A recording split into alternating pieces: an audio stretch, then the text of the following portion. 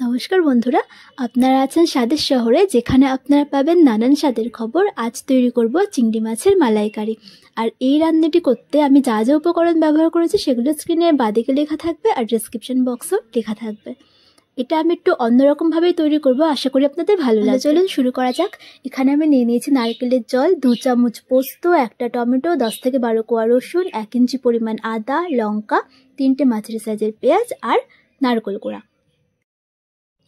এটা ছাড়া তো রান্নাটা পসিবলই হবে না, চিংড়ি মাছ।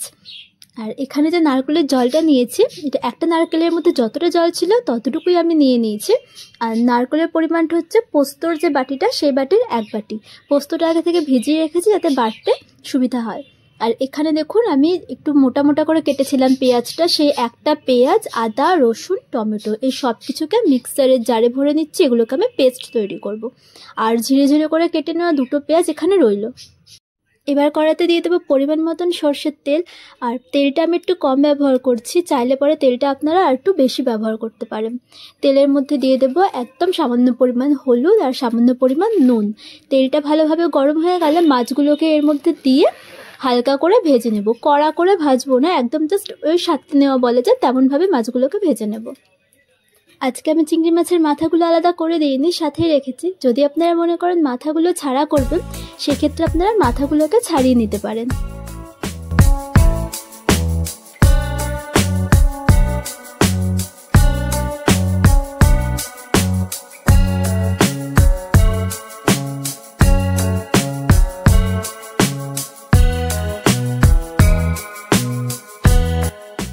মাছগুলোকে তেলে দিয়ে 2 থেকে 3 মিনিট অপেক্ষা করে তারপরে খুন্তি দিয়ে মাছগুলোকে নাড়বেন। তার আগে মাছগুলো নাড়াচাড়া করার দরকার হয় না।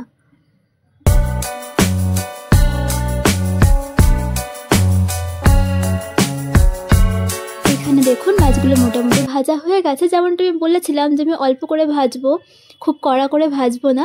তো মাছগুলোকে আমি এবার কড়াই থেকে তুলে নেব। এবার কড়াইতে যেটুকু পরিমাণ তেল রয়েছে তার মধ্যে দিয়ে দেব তেজপাতা। তেজপাতা আমি এখানে 2টো দিয়েছি।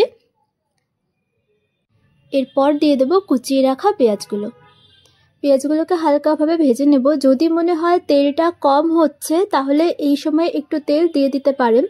আমি এখানে ক্যামেরাটা বন্ধ হয়ে গেছিলো, আমি কিন্তু অল্প করে তেল ব্যবহার করেছিলাম। পেঁয়াজটা হালকা হালকা ভাজা হয়ে আসলে উপর থেকে দিয়ে দেব 1/2 চামচ পরিমাণ চিনি। চিনিটা এই সময় ব্যবহার করলে রান্নার রঙটা কিন্তু সুন্দর হয়।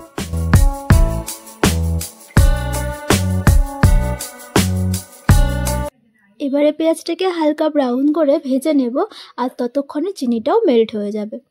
পেঁয়াজটা ভাজা হয়ে গেলে এর ওপর থেকে দিয়ে দেব 1/2 চামচ পরিমাণ কাশ্মীরি মির্চ পাউডার। আমি এখানে দেখুন ছোট চামচের যেহেতু ব্যবহার করছি, মানে ছোট চামচে দিচ্ছি, সেই জন্য 1 চামচ দিয়েছি। এটা যদি সাধারণ টেবিল চামচে হয় তাহলে পরে 1/2 চামচ হবে। লঙ্কার গুঁড়োটা দিয়ে পেঁয়াজটাকে 1 মিনিট মতন ভেজে নিয়ে দিয়ে দেবো বাটা মশলাগুলো। মানে ওই যে প্রথমে মিক্সারের জারের মধ্যে পেঁয়াজ, আদা, রসুন, টমেটো, লঙ্কা সমস্ত কিছু পেস্ট করার জন্য নিয়েছিলাম, এটা সেই বাটা মশলাটাই। এরপর ওপর থেকে দিয়ে দেবো 1/2 চামচ পরিমাণ হলুদ গুঁড়ো। আমি 2বার দিচ্ছি ঠিকই, কিন্তু এটা 1/2 চামচ পরিমাণ হলুদ গুঁড়োই ছিল। আর 1 থেকে 1.5 চামচ পরিমাণ লবণ। আর লবণটা আপনারা আপনাদের স্বাদ মতন ব্যবহার করবেন, আমি এখানে 1.5 চামচ ব্যবহার করেছিলাম।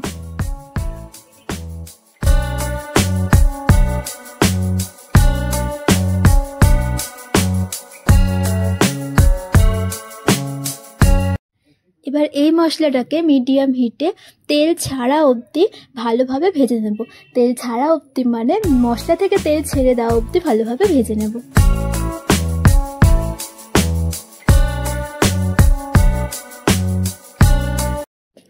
এখানে দেখুন মশলা থেকে তেল ছাড়তে শুরু করেছে। এরপর এর মধ্যে দিয়ে দেব 1/2 চামচ পরিমাণ জিরের গুঁড়ো আর 1/2 চামচ পরিমাণ ধনের গুঁড়ো, মানে মোট 1 চামচ মশলা, জিরে আর ধনের গুঁড়ো মিলিয়ে। এরপর দিয়ে দেবো সামান্য পরিমাণ জল এই মশলাগুলোকে কষিয়ে নেওয়ার জন্য।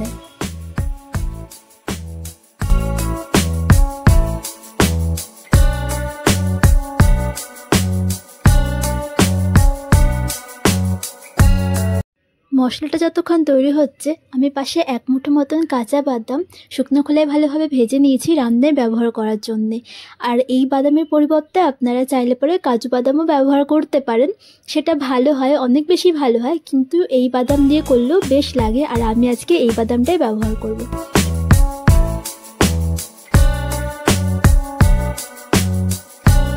এখানে আমার মশলাটি কষানো হয়ে গিয়েছে। আর এরপর ভেজে রাখা চিংড়ি মাছগুলোকে এর মধ্যে দিয়ে মশলার সাথে ভালোভাবে মিশিয়ে সামান্য পরিমাণ জল দিয়ে এটাকে ফুটতে দিয়ে দেব। সামান্য পরিমাণ বলতে মাছগুলো ডুবে যাবে, জাস্ট এরকম অল্প পরিমাণ জল দিয়ে এটাকে ফুটতে দেব।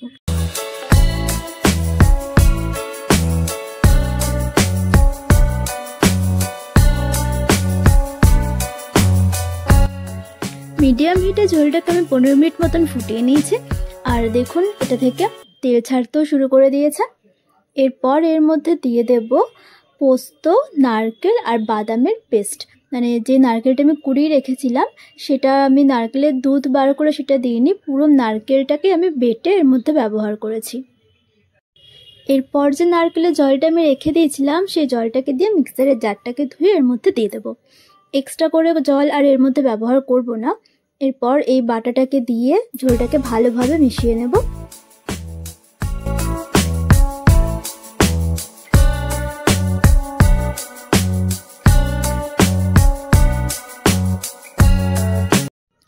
এবার এটাকে ফুটিয়ে নেব আরও 10 মিনিট মিডিয়াম হিটে, হাই হিটে কিন্তু একদমই না। 10 মিনিট হয়ে গেছে।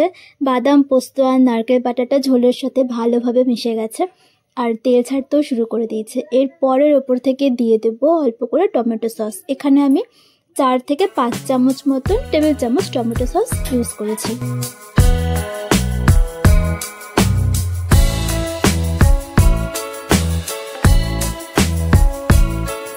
সসটা ভালোভাবে মিশিয়ে নিয়ে উপর থেকে দিয়ে দেব 1 চামচ পরিমাণ গরম মশলার গুঁড়ো। আর এই সময় কিন্তু হিটটা একদম লো হিটে রাখবেন।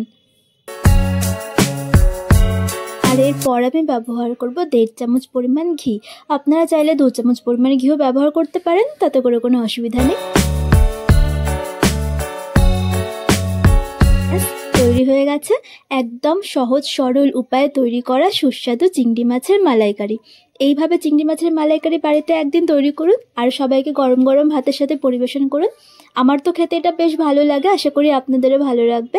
আর আমার ভিডিওগুলি যদি আপনাদের ভালো লাগে তাহলে প্লিজ আমার চ্যানেলটি সাবস্ক্রাইব করবেন, লাইক, কমেন্ট, শেয়ার করবেন। ধন্যবাদ।